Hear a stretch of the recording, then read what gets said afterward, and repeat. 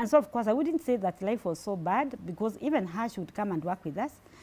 And she made us understand that, of course, there is nothing that one cannot achieve.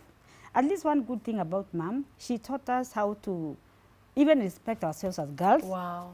And she would not stand anybody who was lazy, because she was a very active woman, and even people in the village knew her as a very hardworking woman. So my sister and I had to work really hard. Then other children, of course, followed later. Right. And she continued, of course, taking care of us and nurturing us. And my dad would come over the weekends. He was working in Nyeri. Other times he was working as a health officer. So there are times he would go to Nyeri. Other times he would be transferred to Embu. Other times he would be transferred to different districts. And he was a very caring man, very loving. My dad would sell anything. Wow. And not buy clothes to make sure that we go to school, to make sure that we were well fed. And those days, I would say that by the standards of that time, he really made sure that we were very comfortable. We had enough clothes, we had enough food. And of course, those days, eating chapati was something like, you know, the eating. Yes, very powerful. Yeah, so every weekend we'd make sure that we either eat chicken or eat maybe like meat. And that was something very nice, because he always wanted to see us comfortable. But he always emphasized that we have to work hard. Right. In the 60s, because I went to class 1 in 1966, girls were not really encouraged to go to school. But my dad used to tell those wazes that for me, there is no difference between a girl and a boy. Wow. He was a different kind. Yes. Yeah. And my daughters have to go to school. And he encouraged us. And would talk very positively about us. And he would talk very proudly about us. So because of that, my sister and I worked so hard. So in my primary school, I passed quite well.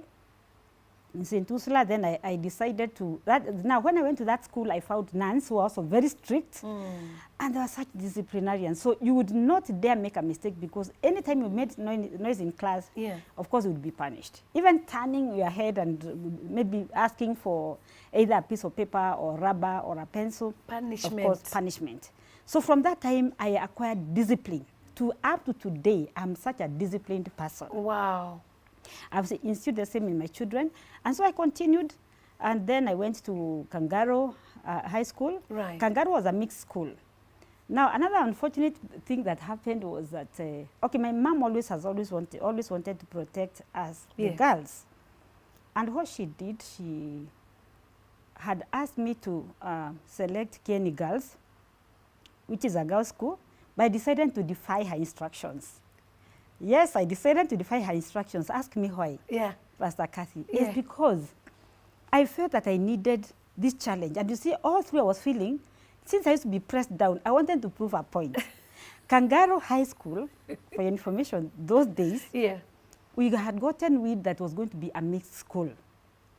So I said, I want to go to this school where I can compete with the boys and prove a point that I'm not that stupid. Yes, but I'm not who they said I was. Yes. Wow. And even up to now, even up to now, I still always say, when I tell the devil, you always remain under my feet.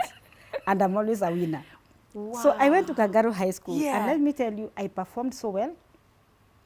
The headmaster, who was the late Elias Bloka, really encouraged girls, because those days girls used to be, somehow, we used to be seen like we were not really able to do very well like boys. Boys used to be favored. It's not like today where, of course, you are hearing about the girl child being empowered. Right. That time it was the boy child who was being empowered. Right.